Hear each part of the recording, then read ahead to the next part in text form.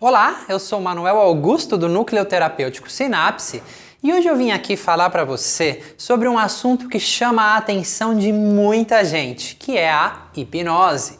Antes de a gente começar a explorar sobre esse vasto mundo mágico da hipnose, eu preciso ressaltar e conversar sobre outras coisas antes, para que você entenda esse contexto como um todo.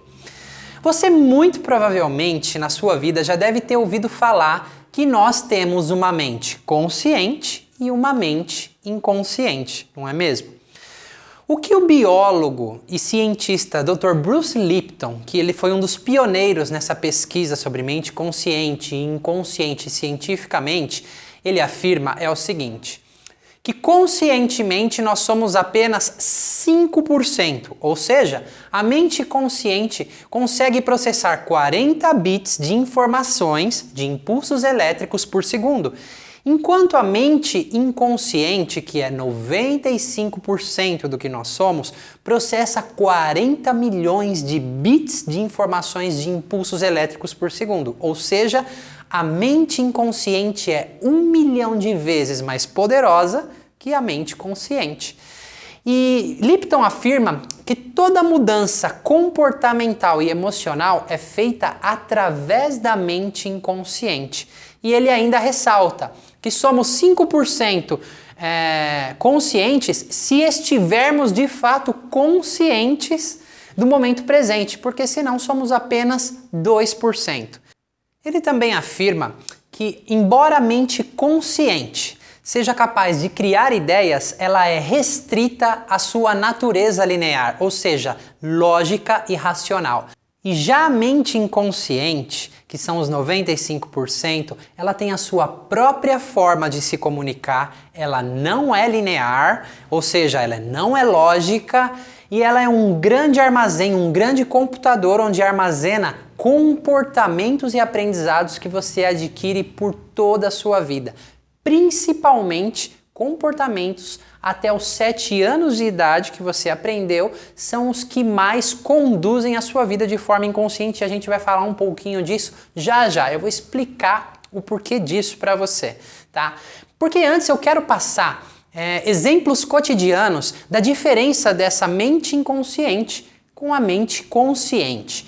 Se, por exemplo, você conheceu uma pessoa ou você próprio já esteve em um relacionamento que não estava legal ou um relacionamento destrutivo, embora conscientemente você sabia que aquele relacionamento não estava legal, você não conseguia sair dele ou demorou muito para conseguir sair dele, não é mesmo? Um outro exemplo é uma pessoa que quer emagrecer. Todo mundo que quer emagrecer, que quer ter uma qualidade de vida, sabe a alimentação mais adequada que precisa ter, conhece um monte de dieta, sabe que precisa de exercício, porém executar tudo isso já é bem diferente, não é verdade? Porque tem aquela velha história de muitas pessoas: eu vou começar a dieta na segunda-feira, a procrastinação, e tem pessoas que aderem a programas de dieta, sim, emagrecem, porque estão muito conscientes daquilo. Uma vez que ela deixa cair no piloto automático de novo, ou seja, deixa de estar consciente, adivinha quem toma conta? Se você disse o inconsciente, você acertou. Aqueles 95% volta a tomar conta e a coisa volta a ser como era antes, na grande maioria das vezes. No caso do relacionamento, também, conscientemente a pessoa sabia o que precisava, porém, inconscientemente é uma outra história.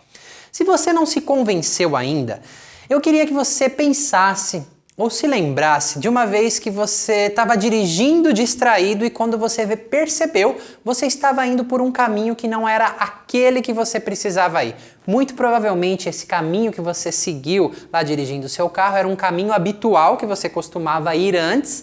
Por que que aconteceu isso? Porque a sua mente consciente talvez estivesse absorta, preocupada em outros pensamentos. Então quem dirigiu para você? A mente inconsciente, o seu inconsciente dirigiu.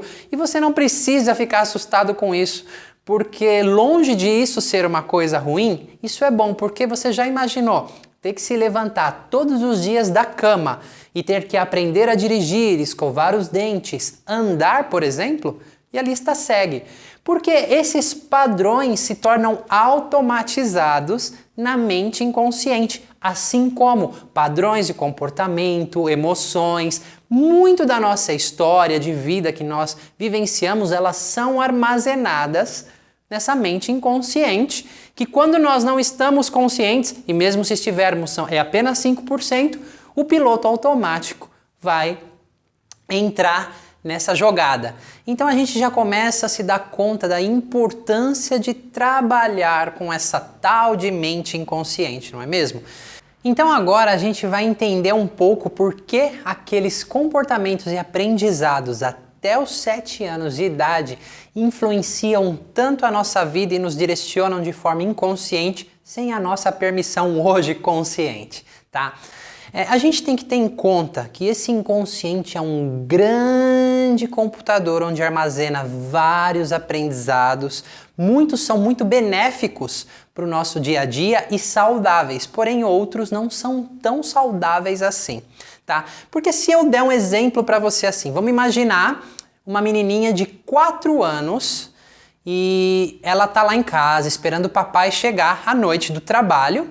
E essa menininha, ela tá muito ansiosa por ver o pai, só que o pai teve um dia horrível no trabalho. Ele brigou com o chefe, fecharam ele no trânsito e ele chega em casa e ainda briga com a mulher, que não vai fazer nem o jantar para ele. E fala, vai no mercado se você quiser comer algo, vai comprar algo no mercado. E a menininha chora e pede para ir com ele. E ele leva a menininha, a filha dele. E chega lá no mercado, essa criança ela quer alguma coisa, um brinquedo, e o pai tá tão estressado, tão bravo, e ele fala, não, você não merece.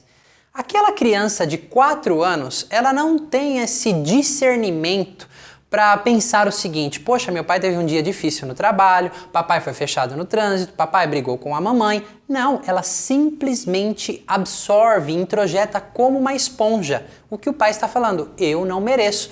E depois, outras experiências ao longo da vida, ela vai absorvendo e confirmando aquele aprendizado que ela teve naquele dia. Isso é apenas um exemplo, não pode ser tomado como uma regra geral, ok? E por que eu estou falando isso? Porque se a gente pegar uma criança de 0 a 2 anos de idade,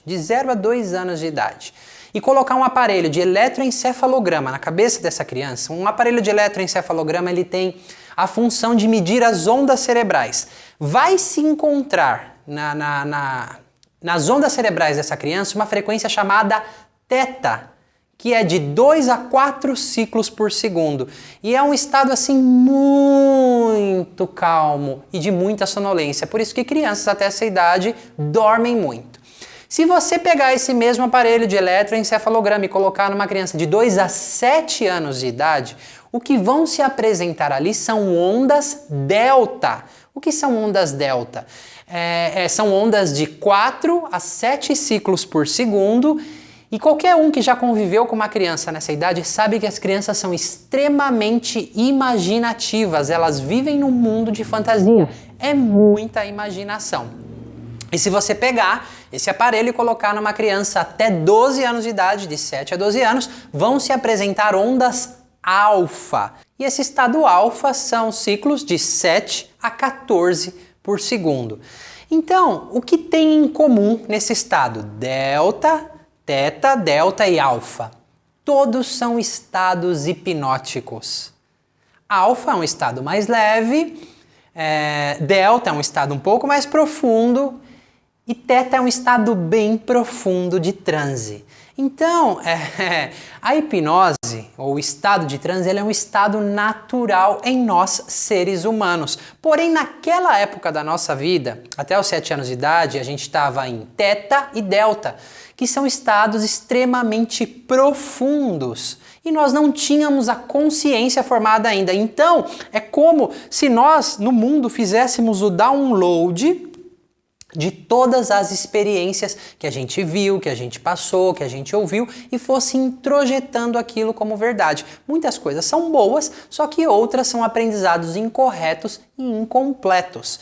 Então eu acho que agora fica muito mais fácil de entender por que a hipnose é uma ferramenta terapêutica tão poderosa. E longe de você manipular alguém, você só ajuda a pessoa a induzir um estado natural nela e chegar naquelas ondas cerebrais onde ela esteve quando ela introjetou aqueles aprendizados, muitos incorretos e incompletos, que vão direcionar a vida dela.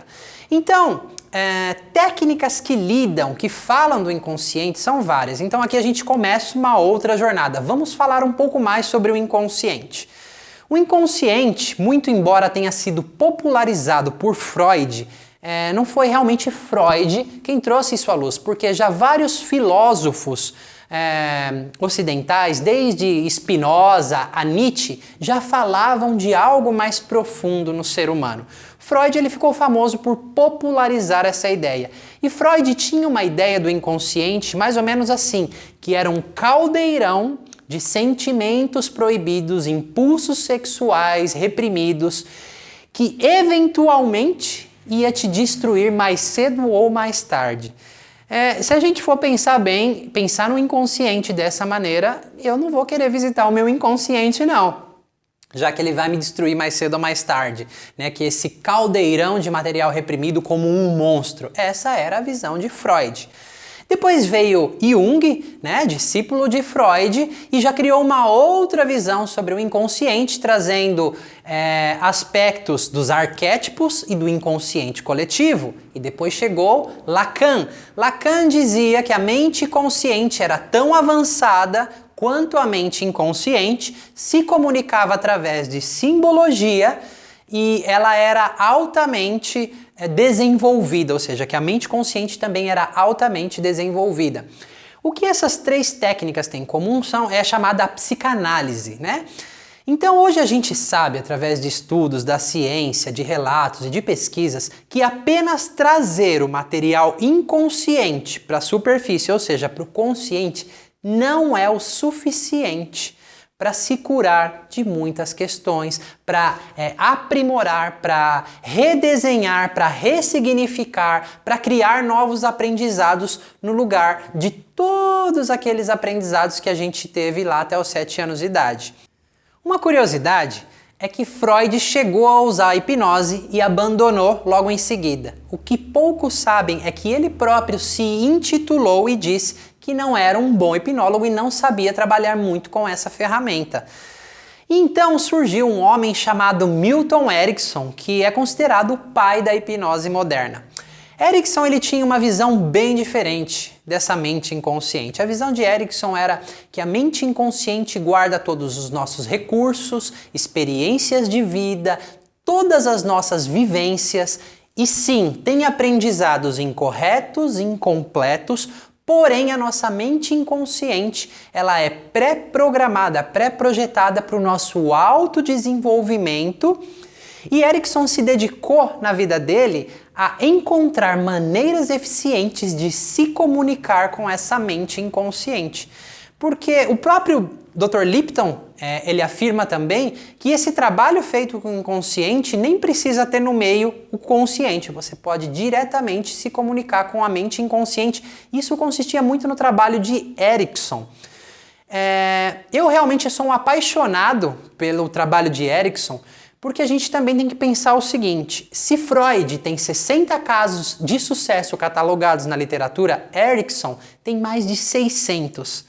Então, aqui a gente teve um pouquinho mais de conhecimento sobre o inconsciente, sobre a hipnose.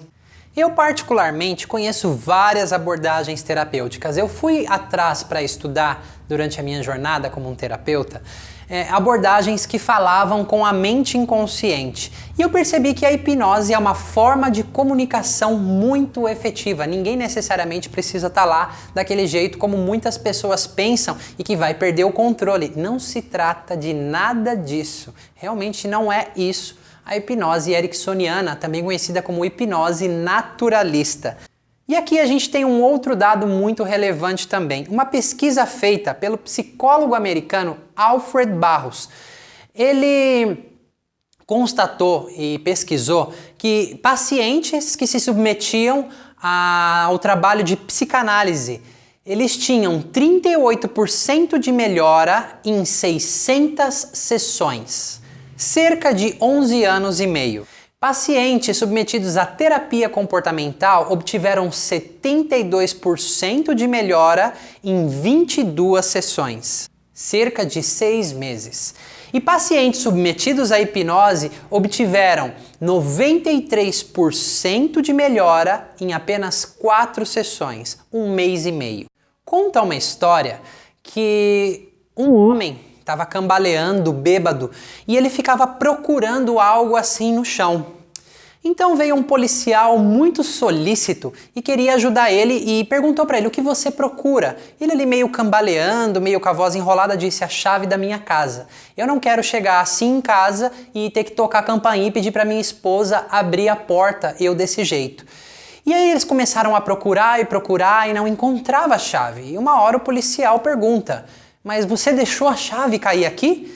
E para o espanto do policial, aquele senhor disse: não, ela não caiu aqui. E o policial disse: então, mas por que você está procurando aqui?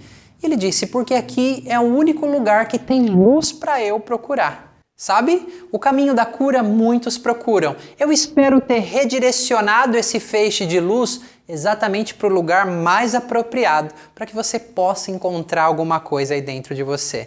Eu espero que você tenha gostado dessa explicação e se você quiser, você pode compartilhar com alguém que você conheça ou que você acha que vai se beneficiar disso e eu te vejo na próxima.